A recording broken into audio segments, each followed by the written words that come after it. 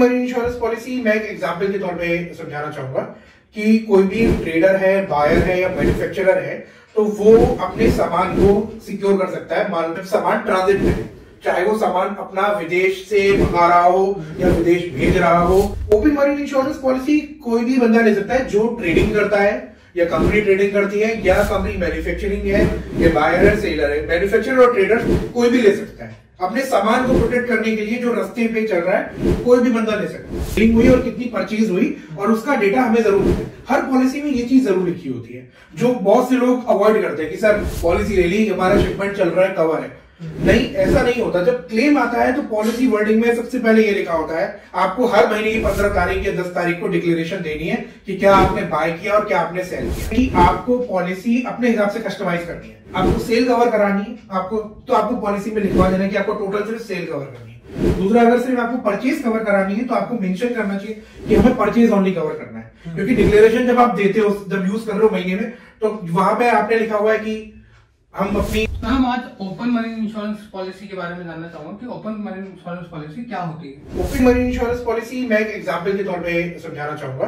कि कोई भी ट्रेडर है, बायर है या मैन्युफैक्चरर है तो वो अपने सामान को सिक्योर कर सकता है। मान लो सामान ट्रांजिट में है, चाहे वो सामान अपना विदेश से मंगा रहा हो या विदेश भेज रहा हो या ट्रेडिंग कर रहा हो या जो भी, ठीक है। उसमें मोड ऑफ ट्रांसपोर्टेशन कोई भी हो सकता है। शिप भी हो सकता है कि शिप से माल चाइना से चला या शिकागो से चला, शिप से आया पोर्ट पे, नेट से मुद्रा पोर्ट पे आया, फिर पोर्ट से वो बाय रोड आ रहा है और रोड से फिर वो या नोएडा या दिल्ली आ रहा है, तो वो उसको सोर्स टू डेस्टिनेशन तक हमारे शिपमेंट को कंप्लीट कवर करता है। ये इसे कहते हैं ओपन मरीन। ये ओपन मरीन इंश्योरेंस पॉलिसी कौन लोग ले सकते हैं? ओपन मरीन इंश्योरेंस पॉलिसी कोई भी बंदा ले सकता है जो ट्रेडिंग करता है या कंपनी ट्रेडिंग करती है या कंपनी मैन्युफैक्चरिंग है या बायर है, सेलर है। मैन्युफैक्चरर और ट्रेडर कोई भी ले सकता है। अपने सामान को प्रोटेक्ट करने के लिए जो रास्ते पे चल रहा है कोई भी बंदा ले सकता है। उसमें कोई कंपल्शन नहीं है, किसी तरीका वो नहीं है, बस ये कोई भी ले सकता है। अब मैं ये जानना चाहूंगा कि ओपन मरीन इंश्योरेंस पॉलिसी को अगर हम ले लेते हैं तो उसको रन कैसे करते? ये बहुत अच्छा सवाल है क्योंकि बहुत सारे लोग ना ओपन मरीन पॉलिसी ले लेते हैं साल भर के लिए और उन्हें पता नहीं होता। उसमें सबसे पहले ध्यान रखना है कि आपने ओपन मरीन पॉलिसी, मैं एग्जांपल लूंगा, हमारे क्लाइंट का मयंक जी है। मयंक जी का 100 करोड़ का टर्नओवर है। एफएमसीजी नमकीन और बिस्किट का वो मटेरियल खरीदते हैं और ट्रेडिंग करते हैं। तो उन्होंने करीब साल का 150 करोड़ का टर्नओवर हो जाता है। तो उन्होंने इनिशियली हमसे 150 करोड़ की 100 करोड़ की पॉलिसी ले रखी है और जिसमें बाइंग और सेलिंग दोनों कवर है। उनका पहला काम क्या होना चाहिए? पहला काम ये होना चाहिए मंथली डिक्लेरेशन। हमें जरूर बताएं कि भाई मंथ में उनकी कितनी सेलिंग हुई और कितनी परचेज हुई और उसका डेटा हमें जरूर है। हर पॉलिसी में ये चीज जरूर लिखी होती है जो बहुत से लोग अवॉइड करते हैं कि सर पॉलिसी ले ली, हमारा शिपमेंट चल रहा है, कवर है। नहीं, ऐसा नहीं होता। जब क्लेम आता है तो पॉलिसी वर्डिंग में सबसे पहले ये लिखा होता है आपको हर महीने की 15 तारीख या 10 तारीख को डिक्लेरेशन देनी है कि क्या आपने बाय किया और क्या आपने सेल किया। सबसे पहला इंपॉर्टेंट ये। दूसरा, आपको ये ध्यान रखना है जब आप डिक्लेरेशन कंप्लीटली दे रहे हैं तो इस चीज का ध्यान रखें अब आपका अमाउंट एग्जॉस्ट हो रहा है या नहीं हो रहा। जैसे मैं मयंक जी का एग्जांपल लूं तो पॉलिसी हमारी 100 करोड़ की, 150 करोड़ का टर्नओवर है। उनका पॉलिसी पता लगा 6 महीने में खत्म हो गया 100 करोड़ का, तो फिर क्या होगा? उन्हें पता ही नहीं चला। आपको ट्रैक करते चलना है कि 6 महीने बाद अब कितना अमाउंट बचा हुआ है। क्योंकि खुदा न खासा मान लीजिए मयंक जी के साथ ऐसा होता है कि 100 करोड़ की पॉलिसी है और अमाउंट एग्जॉस्ट हो गया, हर महीने डिक्लेरेशन 20-20 करोड़ का दे रहे हैं और 5वें 6वें महीने में आके खत्म हो गया और उन्हें पता ही नहीं है। और मान लो कोई शिपमेंट आया और किसी का नुकसान हो गया, एक्सीडेंट हो गया, तो वो क्लेम नहीं मिलेगा। क्यों? क्योंकि पॉलिसी ऑलरेडी एग्जॉस्ट हो चुकी है। तो ये बहुत दो इंपॉर्टेंट एस्पेक्ट है कि आपको जरूर ध्यान रखने चाहिए जब आप कोई भी पॉलिसी लेने के बाद रन करें। सर, मैं इसमें ये और जानना चाहूंगा कि जब हम ओपन मरीन इंश्योरेंस पॉलिसी लेते हैं तो हमें उसमें 3 बातों का ध्यान रखना चाहिए, विशेषकर जब हम अपने किसी प्रोडक्ट को एक स्थान से दूसरे स्थान लेके जा रहे हैं। सर, सबसे बड़ा इंपॉर्टेंट, ये बहुत इंपॉर्टेंट एस्पेक्ट है क्योंकि इसमें पॉलिसी जब आदमी खरीदता है उसे पता नहीं होता। रॉन्ग डूइंग भी करते हैं कुछ लोग जब सेल करते हैं पॉलिसी और आपको भी नहीं पता होता।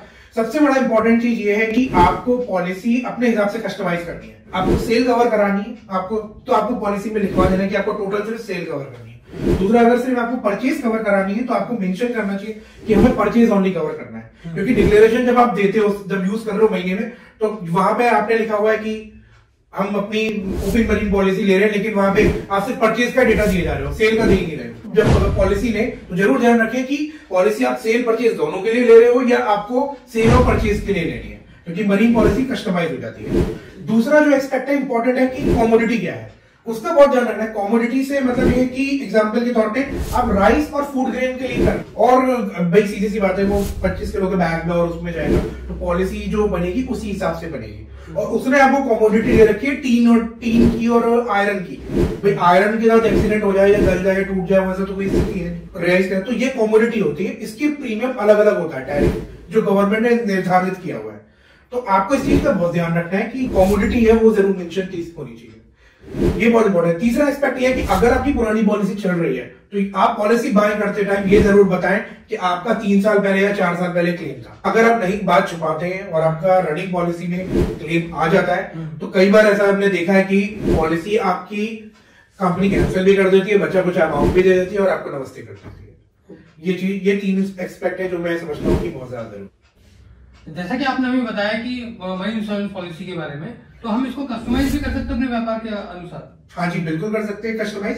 जैसा कि मैंने पिछले आपके सवाल में जवाब दिया कि आपको अगर सेल कवर करनी है तो आप सेल भी कवर कर सकते हैं, परचेज कवर करना चाहते हैं तो परचेज कवर कर सकते हैं, और दोनों चाहते हैं तो दोनों कर सकते हैं। लेट्स से कोई होलसेलर, एग्जांपल एक ही लूंगा, होलसेलर है, उसका सिर्फ ये जिम्मेदारी है कि कंपनी जो है ना उसके अमाउंट सामान डाल जाती है, जब सामान डाल जाती है, जैसे मैं कहता हूँ आईटीसी कंपनी है, एफएमसीजी प्रोडक्ट का काम करती है, तो वहां से उन्होंने लिया वहां तो डाल दिया तो पीछे से तो कवर है। लेकिन अब होलसेलर वाला वो अलग अलग शहरों में बेच रहा है, अब वहां पर उसको जिम्मेदारी बनती है, तो वहां पे वो अपना सिर्फ सेलिंग के टाइम पे जब अपना बेच रहा है तो उसको कवर कर सकता है।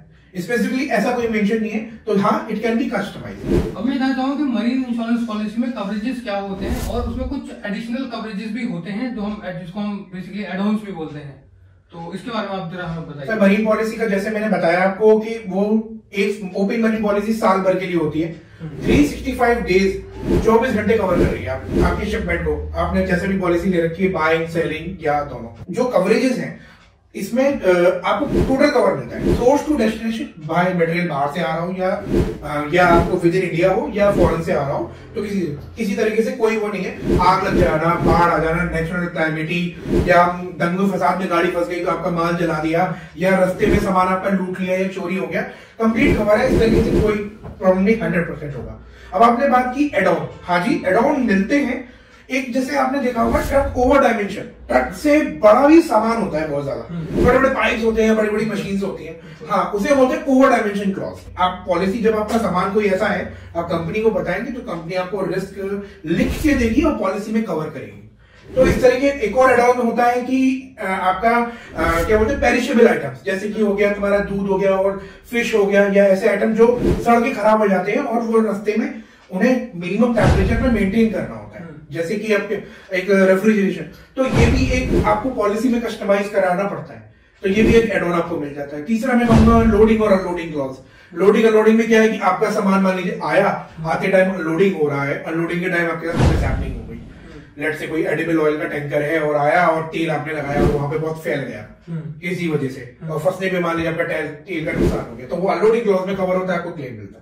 तो इस तरह के और भी बहुत सारे हैं, तो हम डिटेल में बात करें। ये जानना चाहूंगा कि हमारे इंडिया में कई ऐसी पॉलिसियां हैं कि जिनके क्लेम सेटलमेंट में बहुत सी प्रॉब्लम्स आती है, और खासकर मरीन इंश्योरेंस पॉलिसी जिसके बारे में लोगों को बहुत ज्यादा नॉलेज भी नहीं है, तो उन पॉलिसियों में क्लेम सेटलमेंट कैसे किया जाता है? क्लेम सेटलमेंट के लिए से पहले मैं एक पॉइंट में बताना चाहूंगा। सबसे पहले ये कि मरीन डिक्लेरेशन वो बहुत इंपॉर्टेंट है।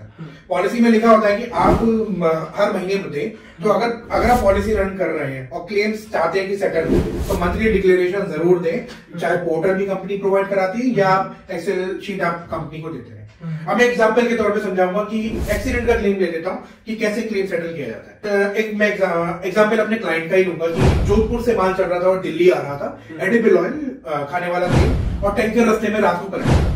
इस केस में क्या हुआ कि जब टैंकर पलट गया, पलटने के बाद वहां पे जो भी स्थिति, ड्राइवर ने इंश्योर्ड को फोन किया कि भाई इंश्योर की जिसका टैंकर था ओनर सबसे पहले इंश्योर एजेंट को बताएगा या ब्रोकर को बताएगा जिससे भी पॉलिसी ली है। जो एजेंट है बेसिकली वो कंपनी को फोन करके बोलेगा सर एक फलानी जगह जिसका मेरा क्लाइंट ये है, जिसका गाड़ी नंबर ये, बिल्टी नंबर ये और ये लोकेशन है, यहाँ पर एक्सीडेंट हो गया है। तो कंपनी क्या करेगी, उस डिटेल को लेके एक स्पॉट सर्वे करेगी। सर्वे बहुत इंपॉर्टेंट होता है। सर्वेयर क्या, स्पॉट सर्वे में क्या होता है, जो एक कंपनी, इंश्योरेंस कंपनी एक सर्वेयर अपॉइंट कर देती है। अब सर्वेयर जो है वो उस जहां पे एक्सीडेंट हुआ वहां जाएगा, जाके जायजा लेगा, देखेगा, तहकीकात करेगा। वो बेसिकली ये जानने की कोशिश करेगा कि कॉज ऑफ एक्सीडेंट क्या, कैसे रहा, कैसे ये घटना घट गई, और वहां भी आसपास के लोगों से भी पूछेगा या जो भी है, इससे डिटेल लेगा। और डिटेल लेने के बाद सर्वे अपना करने के बाद वो 5-6 दिन अपना लेता है सर्वेयर, और उसके बाद एक प्रिलिमिनरी रिपोर्ट लेके और हमसे इंश्योर्ड से, मतलब जिसका सामान था, जिसके पास पॉलिसी थी, उससे वो एक मेल या एक लेटर भेजता है और कहता है भैया हमें ये 7-8 डिटेल्स बता दो और हमें ये डॉक्यूमेंट प्रोवाइड करा दो ताकि हम आपका क्लेम सेटल करें। तो इसमें क्या है कि जब वो लिस्ट डॉक्यूमेंट्स की आ जाती है तो जो पॉलिसी होल्डर होता है जिसका नुकसान होता है वो फिर एजेंट के साथ ब्रोकर से मदद करके पूछता है कि भाई ये डॉक्यूमेंट्स आया, मेरी हेल्प करो।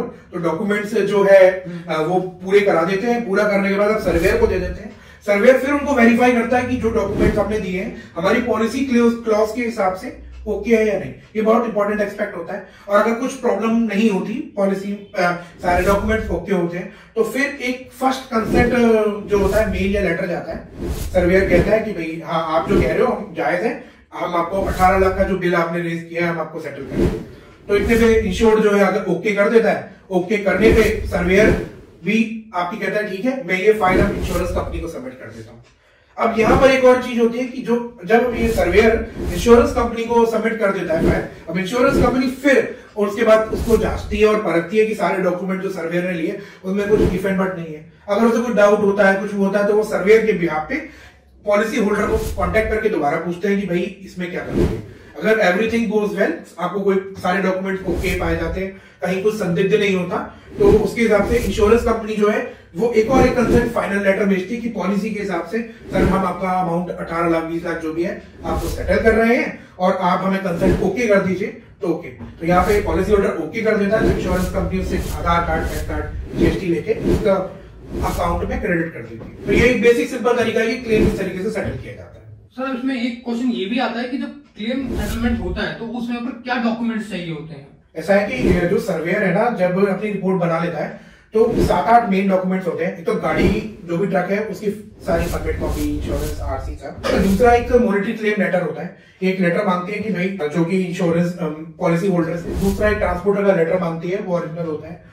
तीसरा उनसे क्लेम बिल मांगती है। क्लेम बिल होता है कि मान लो मैंने आपको बताया 18 लाख का जो नुकसान हुआ, तो एक जो बिल है पॉलिसी होल्डर वो इंश्योरेंस कंपनी को एक बिल रेज करता है कि इतने का नुकसान हुआ। एक वो हो गया, पॉलिसी डॉक्यूमेंट्स हो गए, जो केवाईसी डॉक्यूमेंट्स होते हैं जिसमें पैन और जीएसटी हो गया, और साथ ही साथ पॉलिसी के। और दूसरा मरीन डिक्लेरेशन जो मैंने कहा, अगर उसको कोई डाउट होता है तो आपसे अब तक की जितनी भी पॉलिसी के दौरान जो भी आपसे सेल परचेज हुई है उसका डाटा मांग सकता है। लेकिन ये मोटी मोटी तौर पर चीजें होती है कि मरीन इंश्योरेंस पॉलिसी कोई बाय करना चाहता है तो वो आपसे कैसे कांटेक्ट कर सकता है? कांटेक्ट करने का सर सिंपल तरीका है कि हमारे नीचे कमेंट सेक्शन में अपना नंबर और नाम छोड़ सकते हैं, और हमारे पास व्हाट्सएप पे एक नीचे हम डिस्क्रिप्शन में लिंक दे देंगे। आप उस लिंक पे क्लिक करके आप हमारे व्हाट्सएप से कांटेक्ट कर सकते हैं और हमसे आप कोटेशन ले सकते हैं और हमारी सर्विस का यूज कर सकते हैं। और बाकी हमारे चैनल पे बने रहने के लिए ऐसी इंफॉर्मेटिव वीडियो इंश्योरेंस से रिलेटेड हमारे चैनल को लाइक और सब्सक्राइब करें। और बाकी कोई क्वेश्चंस हो तो जरूर आप कमेंट सेक्शन में कमेंट करें। आप भले ही हमारे एक चीज और, आप भले ही हमारे वीडियो को पसंद करें या ना करें, लेकिन आप जरूर, अगर आप व्यापारी हैं और आपके यूज में आता है तो जरूर आप इंश्योरेंस, मरीन इंश्योरेंस जरूर बाय करें, कहीं से भी करें। क्योंकि अगर आपने 10 साल में भी 1 लाख भी प्रीमियम दिया होगा, खुदा ना खास्ता आपका 30 लाख या 40 लाख का नुकसान आया, तो 100% आपको वो वर्दी है, आपका एक बार में पूरा पैसा निकल जाएगा। नमस्कार, जय।